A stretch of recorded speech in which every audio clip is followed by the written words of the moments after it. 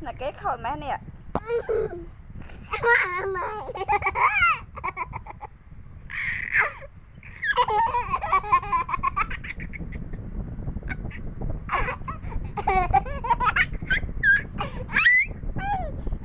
mấy miếng bài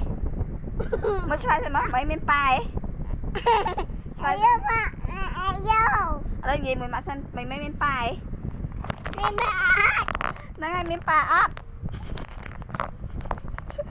lại